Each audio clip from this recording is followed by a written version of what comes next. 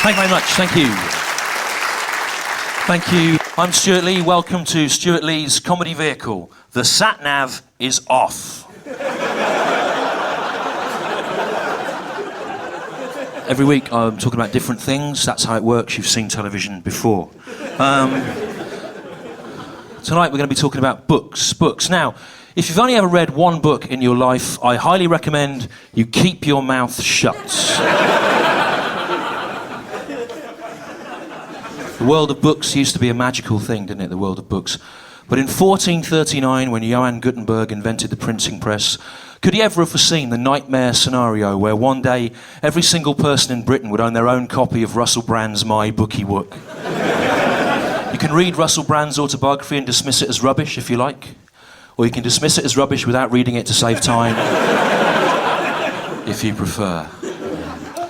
Well, the world of publishing is in crisis. It's no coincidence that the worst published writer in the world today is also one of the world's most successful writers, Dan Brown. Now, Dan Brown is not a good writer. The Da Vinci Code is not literature. Dan Brown writes sentences like, "The famous man looked at the red cup."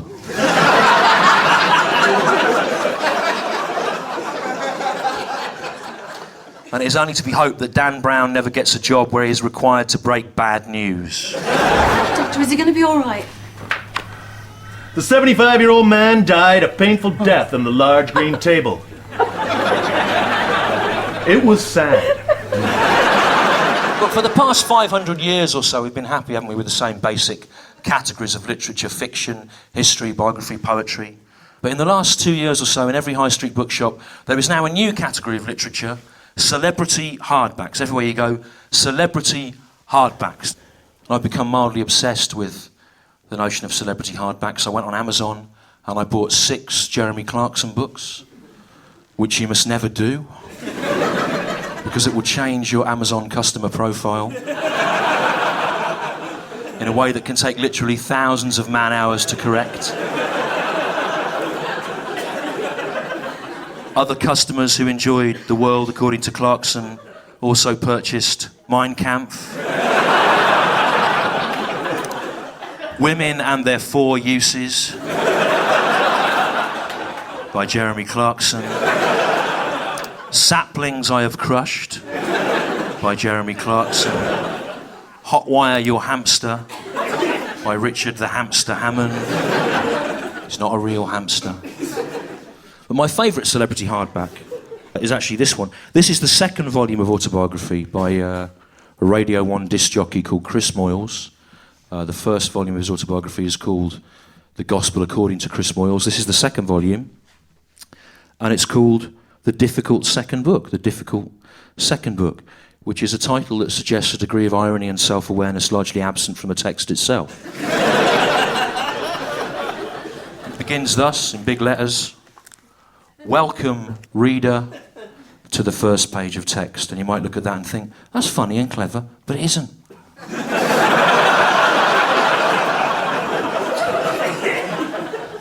It begins, "When my friends found out that I was writing a book, a few of them asked me what it was about."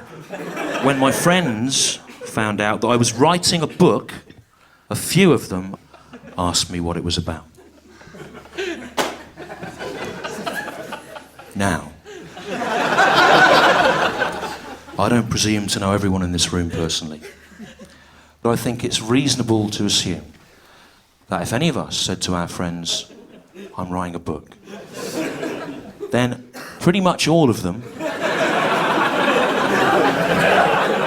if only out of an involuntary reaction of basic human curiosity and politeness, would say, "What's it about? I'm writing a book." "Are you, Stu? What's it about? I'm writing a book." "Well done, what's it about?" I'm writing a book. What's it about? But when Christopher Moyle said to the friends, his own friends, friends of Christopher Moyle, said, I'm writing a book, they just went...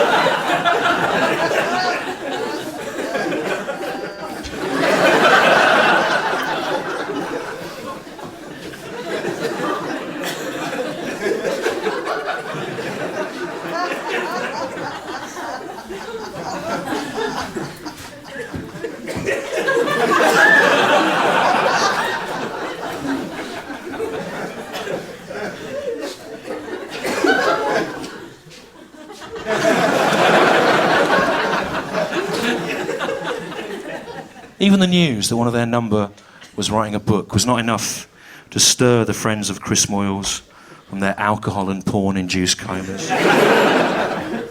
He goes on, when my friends found out that I was writing a book, a few of them asked what it was about. Well, writes Chris, the truth is, it's about nothing.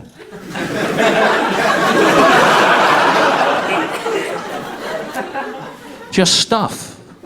Hopefully funny and interesting stuff, but stuff all the same. I like to see it as a great toilet book.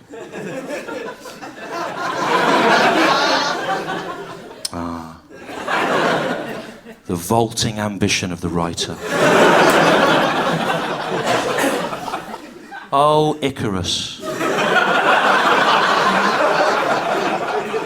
Fly not too near the sun, lest thy waxy wings should melt. A great toilet book, that was his highest ambition for this text. That it should be a book you could take into the toilet and defecate to whilst reading. A great toilet book.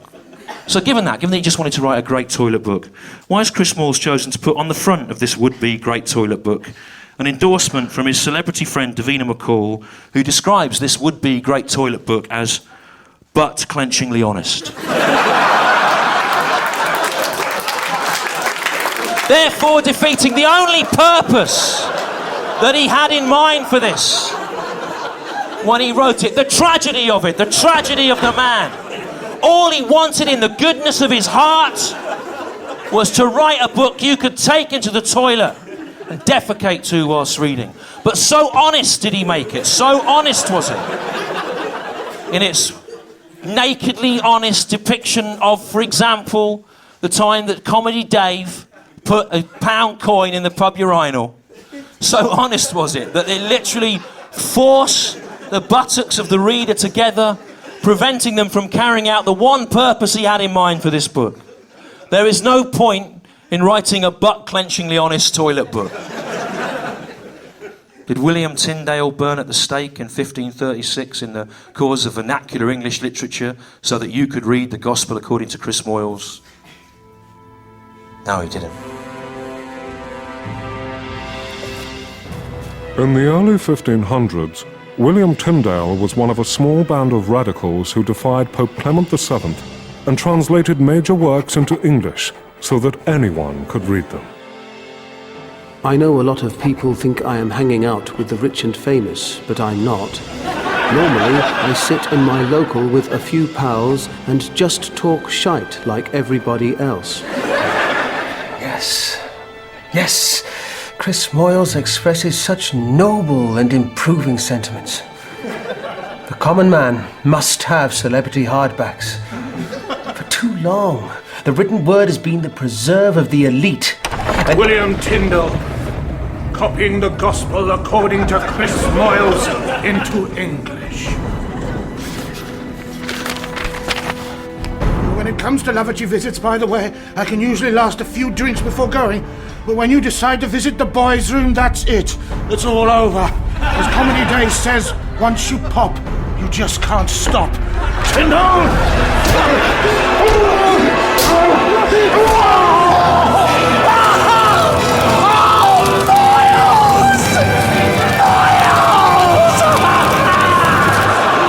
Chris Moyles, of course, one of the few published writers who can claim to have written more books than he's read. My second favourite celebrity hardback is this. This is a book called My Dangerous Life with So Solid Crew. And it's by a man called Asher D. He was in Grange Hill. And he's one of these rappers they have now, the rap singers. I don't know if you've seen them. Yeah, you've seen them about, the rap singers. Yeah, you've seen the rap singers on the top of the pops. They have them, don't they? They used to come on there, didn't they? The rappers, the rap singers come on the top of the pops. You've seen them on there. There'd be a young woman singing, and then one of the rappers would come on and they'd talk and do a little dance. You've seen them, the rap singers on the top of the pops. They have them, and on a lot of the adverts now, they might have a rap singer on one of the adverts. There might be a sausage or some wool or something, and there'll be a rap about it, about how good the sausage is. You've seen him on the top of the pops and on the adverts. You've seen the rap singers. You've seen them. Yeah, you've seen them. You know I'm talking about, the rap singers. On the films they have them now. You might see a film in the pictures, and James Bond or someone, he might go in one of these nightclubs, and there'll be a rapper in there doing a rap. You've seen them. Yeah, on the top of the pops and in the adverts, in the films they might have them. And in the shopping centre you see them as well, don't you, the rappers? They run along there's like a handrail, a banister along the steps there. They run along the handrail, don't they? And they get to the end, they go, oh, like that. Yeah, in the shopping centre. By where the multi-story is. They run along the rap singers. They run along the banister, don't they? The handrail, where the steps go down. And they jump off there onto the disabled access ramp. They might jump down on there where the wheelchairs go. Not when there's one there. They just jump down.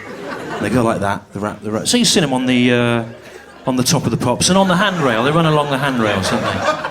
By the shop, by where the multi-story is, and where the corn exchange is. By the corn exchange, you see. And then they're on the ramp, aren't they? On the disabled ramp, and they jump up off there onto it's like a little wall about that high, but it's not made out of concrete. It'd be like logs that have been sawn in half and put up, and they jump up on there. Well, there's flowers in flower bed. They jump up on there.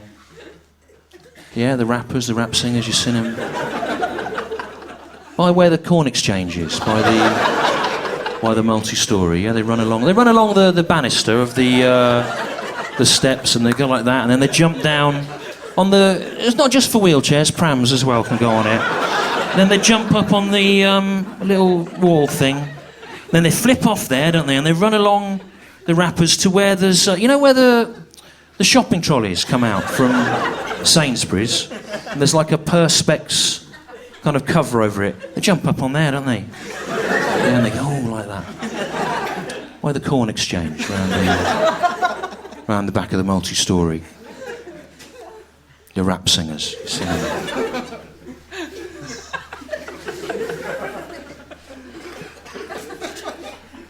Now, this book's not really aimed at me.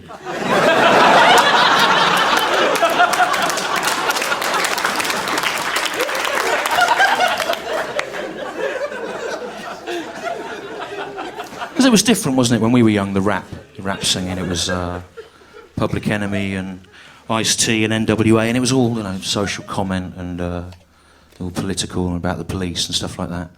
Now it's just a bloke standing on a bin, isn't it, going like that? Recycling bin, yeah, with all loads of jumpers piled up by it. You can't put jumpers in it, it's for plastic. So as I say, this book's not really aimed at me, but I actually found out about it because I was listening to the Today programme on Radio 4 one day, as everyone should. And John Humphreys was interviewing Asher D, about this book. And it was obviously an attempt by Radio 4 to kind of broaden its pop cultural horizons and cover some aspects of modern life, which I'm thoroughly against. I don't think Radio 4 should do. I don't think Radio 4 should even know what the rapping is. In fact, I think any time that anyone at Radio 4 spent researching popular culture was time wasted, which would have been better spent making a documentary about Moss or another Radio 4 comedy programme in which all the comedians' voices go up at the start of a sentence and then down at the end. You're listening to a Radio 4 comedy programme, everyone's going up like that, and then along at the same level while more news-based jokes are delivered, and then down at the end and it's finished. You're listening to Radio 4, everything's gone up like that, and then down and the joke's over. It's Radio 4 comedy programme where pitch and rhythm are considered acceptable substitutes for content and wit. What on earth is he talking about? I don't know. Seems to me like a rather unreasonable generalisation, although, to be fair, I have been talking like this since I left Cambridge in 1986. And so have I. Does anyone fancy going to the Yorkshire Grey for a few swift halves of Samuel Smith's, a packet of pork scratchings? And some nuts. But nevertheless, I was very grateful to Radio 4 for alerting me to this book, because I read it and I enjoyed it. I enjoyed Dee's philosophy of life, which is that it doesn't do to over-perfect things. And I also like this book because when I read a book, I don't like there to be too many words in it. What I prefer is for it to be mainly pictures of the same man over and over again in a variety of different hats.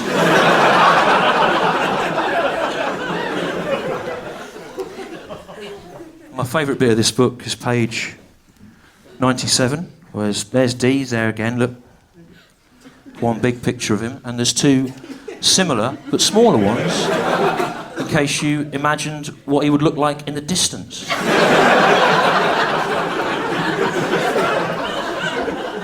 There he is, he's near to you, there, and over here he's gone far away. Gone, bye, I'm going now. Go, bye, Asher D, bye. See you soon, all right, bye.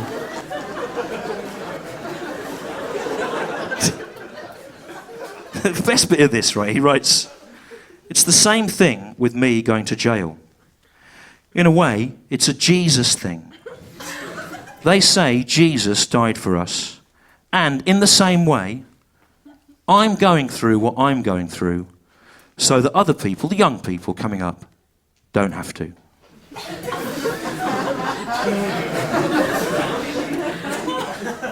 Now, is it just me, or did Asher D from the So Solid crew, and Grange Hill he was in when he was young, did he just suggest, without any degree of irony, that he is the new Jesus? And if that's the case, why wasn't that used as a more visible marketing thrust for this book? They should have put on the back, I got the gun because I feared for my life, my family's life, and the life of my friends. I felt that if I had a gun, I would be equal to anyone who comes to me to kill me. I would have as much chance of killing them of defending myself. Also, I am the new Jesus. It's fun doing that joke here, but of course the danger is it's been broadcast now. And maybe Asher D or a member of the So Solid crew has seen that. And if you are Asher D or a member of the So Solid crew watching tonight, then yes, I am disrespecting you. I am disrespecting you to the max. Maximum disrespect.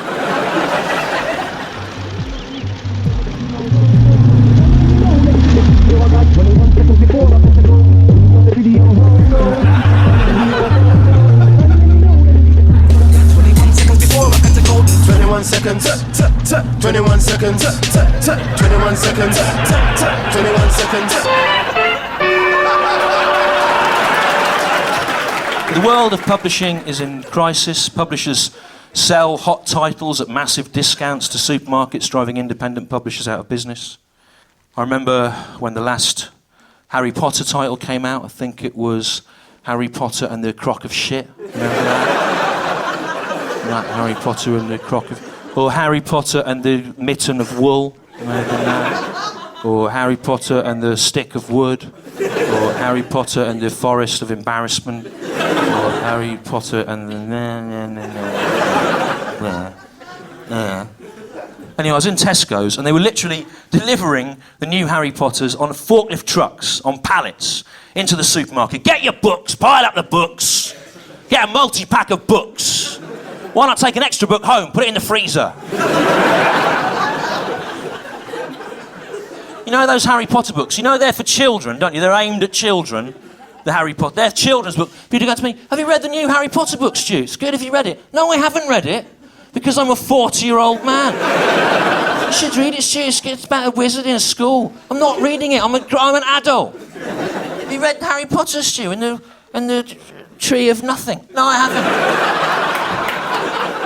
I haven't read it. But I have read the complete works of the romantic poet and visionary William Blake. So fuck off.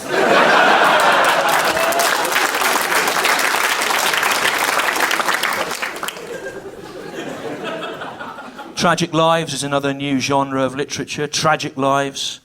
Go in the supermarkets piled up. Tragic Lives. Books like Angela's Ashes by Frank McCourt, A Boy Called It by Dave Peltzer, and The Little Prisoner by Jane Elliott. Tragic Lives. It's a very difficult genre to master, the Tragic Lives genre, because the Tragic Lives writer has to be able to convey accurately all the suffering and abuse they endured as a child. But most of these books are so badly written, they read as if Dan Brown got a job doing case notes for the Child Protection Agency.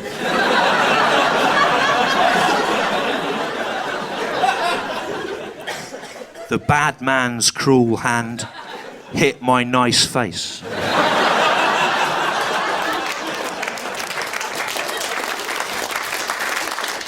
But the supermarkets are piled high with Tragic Lives. But above all, it was Irish writers that first initiated and then developed the genre. And of course, the book that inspired them all, The Teats That Wept Tears by Paddy McGinty's Goat. Patrick McGinty, an Irishman of note, had come into a sum of money and bought himself a goat. I saw him across the lane through the bars of my stall at the Killaloe County Agricultural Fair. He staggered toward the pen, slavering and drunk, and his eyes fell upon me, red and round with hot lust. I heard him mutter under his breath. Says he, "Sure, of goat's milk I'm going to have me fill." Which puzzled me, as I, the goat you will come to know as McGinty's goat, was a male goat. That's a terrible story, Paddy McGinty's Goat. It's all true. I know, I never said it wasn't. Good, because it is. Then McGinty took me away with him, trussed up on the back of his old bicycle. And every furrow in the Killaloe road made the ropes bite deeper into me flesh. And when McGinty got me home and spun me over on the sticky parlour floor, intending to suck the milk direct from me dugs, he realized I was not the goat he had imagined. "Never mind, little boy goat," he hissed. "You'll do. Oh yes, you'll do all right." And of course, knowing no better, I just shut my eyes and submitted. I know that you get hundreds of letters a week of people asking for advice who find themselves in similar situations to yours. What sort of thing do you say to them? I don't bother reading them, to be honest with you. Just leave them there, can't be arsed. After I'd been with McGinty a few weeks, a man approached me in the road. "Are you McGinty's goat?" he asked. I nodded. "I've heard all about you," he said. "Everyone has." Realizing there might be a book deal in it at some stage, I opened my mouth. But if you want to hear any more about my suffering, you'll have to read the book. $12.99 in all good bookstores. But the problem is now, you see, what to write about next. You don't fancy taking me outside and beating the shit out of me with a poker or something like that, do you? What does it tell us about our civilization that the notion of the book is held in such low esteem that it is possible to append the word book to the word toilet and make the compound word toilet book? Toilet book. No. Library book, yes. Children's book, yes. Poetry book, yes. Toilet book, no. Toilet paper, yes. Toilet brush, yes. Toilet duck, you can have toilet duck. Toilet book, no. Apparently the 18th century polymath Thomas Young was the last person to have read all the books published in his lifetime. That means he would have read all the Shakespeare and all the Greek and Roman classics and all the theology and all the philosophy and all the science. But the same man today, a man who had read all the books published today, would have had to have read all Dan Brown's novels, 2 volumes of Chris Moyles' autobiography, The World According to Clarkson by Jeremy Clarkson, The World According to Clarkson 2 by Jeremy Clarkson, The World According to Clarkson 3 by Jeremy Clarkson. His mind would be awash with bad metaphors and unsustainable reactionary opinion. One long anecdote about the time that Comedy Dave put pound coins in the urinal. In short, the man who had read everything published today would be more stupid than a man who had read nothing. That's not a good state of affairs. Toilet paper, toilet book. No. You would not wish this on the red arse of your worst enemy. Thank you very much. Good night.